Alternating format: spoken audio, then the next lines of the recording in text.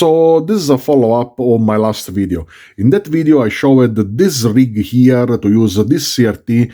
In this rig there's a voltage multiplier for making the high voltage, potentiometers for focus and brightness, filament supply, and that deflection now is completely different. In that video I used step-up transformers, instead now it's transistorized. And about the rig itself, it has been updated with a pair of things.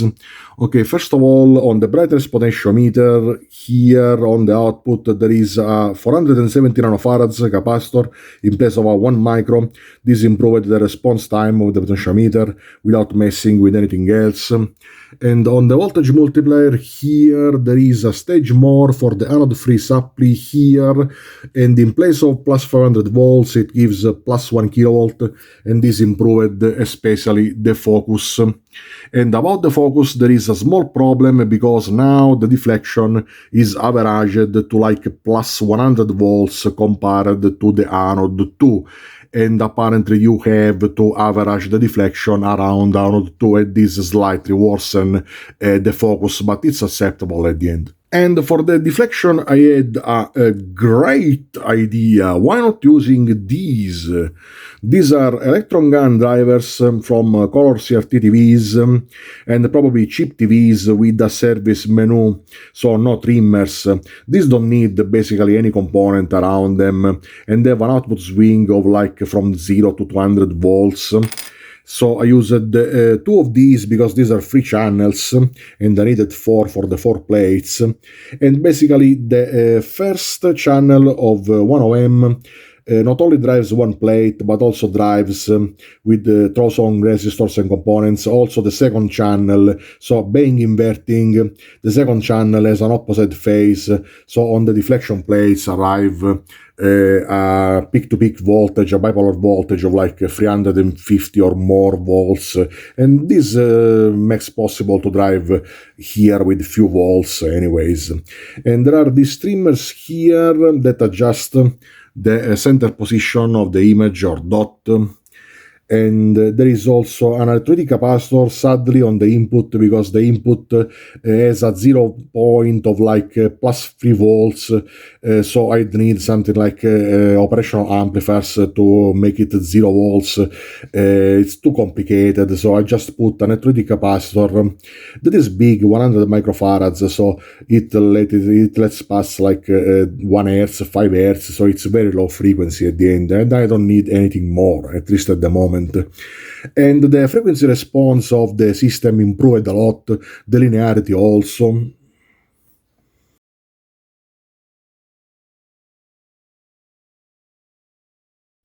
And I accomplished 3 projects, or 3 projects as you like, with this new deflection system here.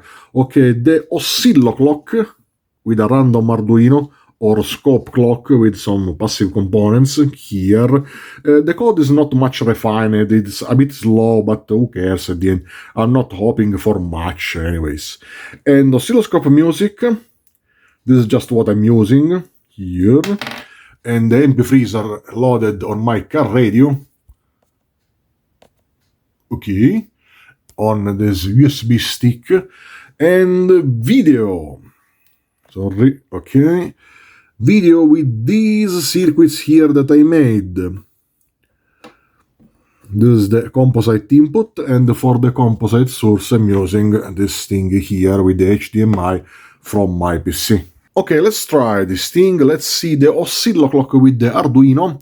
Sorry for this structure here, but the USB cable makes contact kinda only like this, because this Arduino is the oldest that I have, and I haven't broken it yet. Never broken Arduino. Okay, high voltage on, and Arduino on, and brightness. Okay. Yeah, the code is a bit slow, but okay.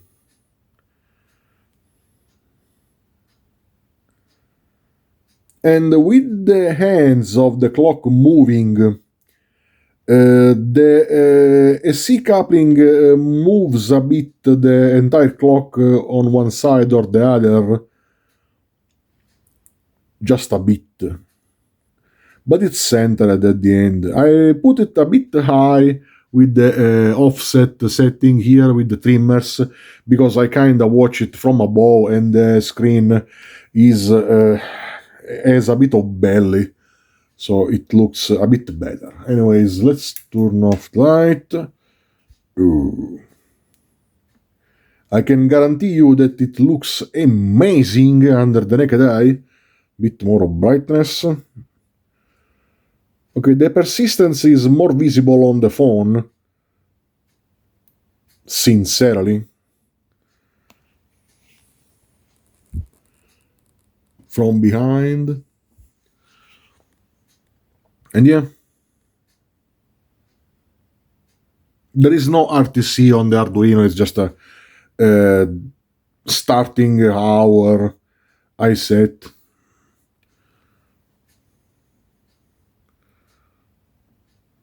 Oh, a bit of persistence. Focus. Other side. Yeah. Light again. More brightness. And yeah.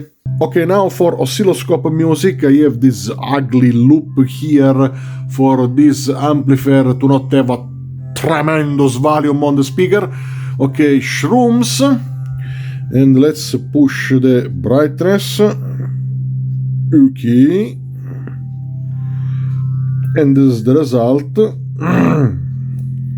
Okay, it's a spot of the track that is not much interesting. Let's skip forward. The radio is distorting in this moment, actually. And probably also the codec, the MP3 codec of the radio isn't great.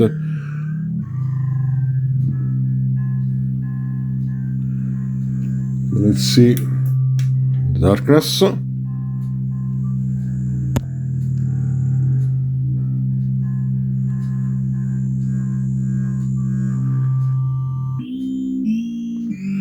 Okay, let's skip a bit forward or not. Yes.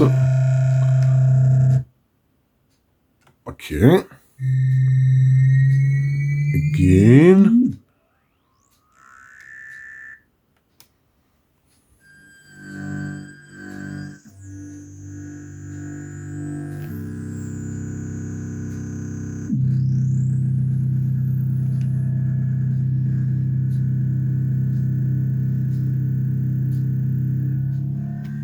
Focus.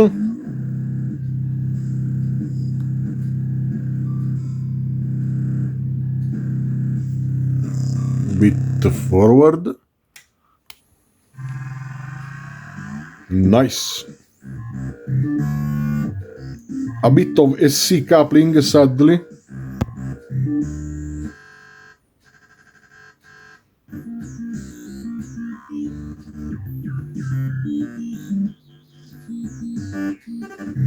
But the result isn't too terrible at the end.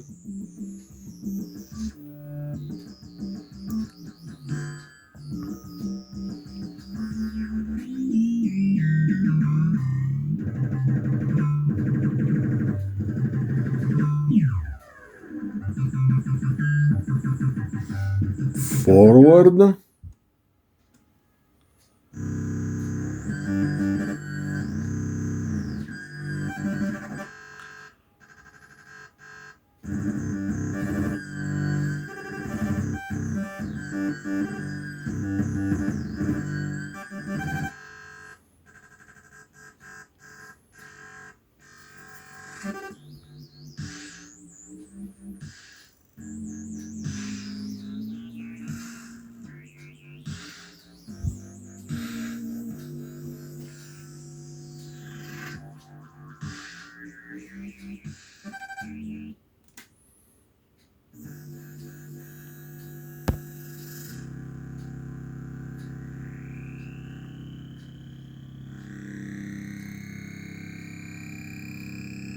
Not too bad.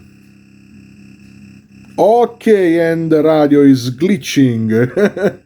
Okay, sorry people, I have to cut. And for the video capability, these are the circuits, and I wasn't expecting to engineer from scratch a monitor, a fully functional monitor, but at the end I apparently accepted to make a project so big and complicated.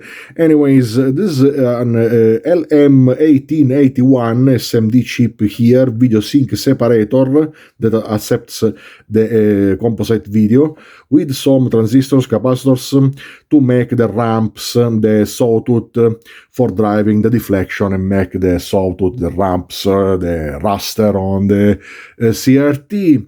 And the same video signal also goes on this circuit here. That is a video amplifier, very wide band, and I just used the famous schematic with 1 BJT and 4 resistors for the audio preamplifier, but apparently with low value resistors and a correction capacitor on the emitter, it goes up to like 30 megahertz or more, so yeah, pretty good. And there are two stages of kinda free of gain each, so kinda at the end 10 or 11 of total gain, and this drives the rig here on this system, here through this capacitor, here on the grid 1 for the brightness, the same of this potentiometer, but decoupled with a resistor here, and a high voltage capacitor, because here there are minus 1.5 kilowatts. And it worked at the end pretty well.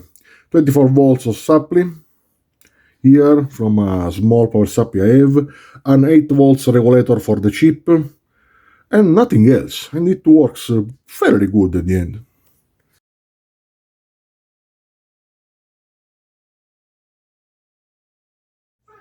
Okay, now let's see some video action. We have here Pulp Fiction, best scenes, or they say so. Anything is powered and connected. Sorry for this cable clutter, but mostly it's audio cables for the sound. Anything is powered. Let's raise the brightness. And we have here the video.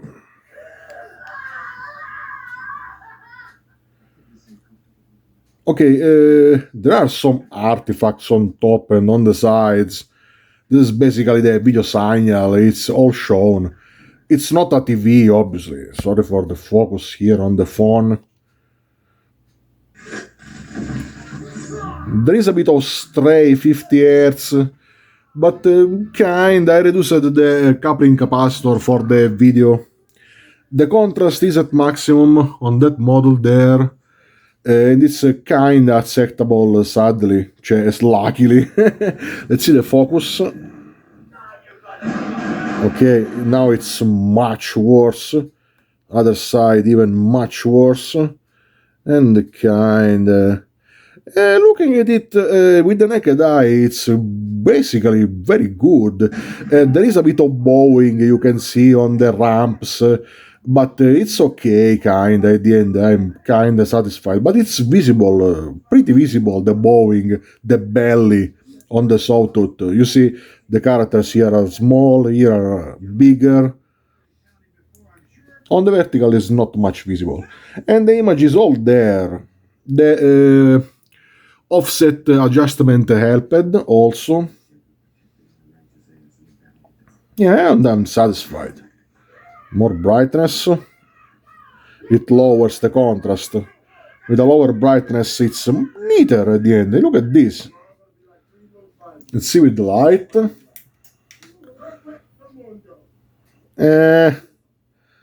Not great.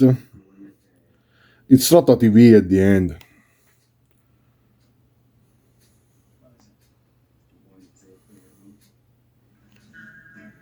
They say the motherfucker maybe too many times in this movie. Okay. Okay, discharging the voltage multiplier with what I have. Okay, if I don't get shocked. Okay. 100 volts and more. And it's discharging. Okay, more. Okay, it's basically safe now. Okay, so thank you for having watched my video. and there will probably be no third video about this project, because basically I did whatever I wanted to do and I'm pretty satisfied. But anyways, maybe there will be updates in the description of this video in case I do something more. Anyways, at this point I think goodbye for now.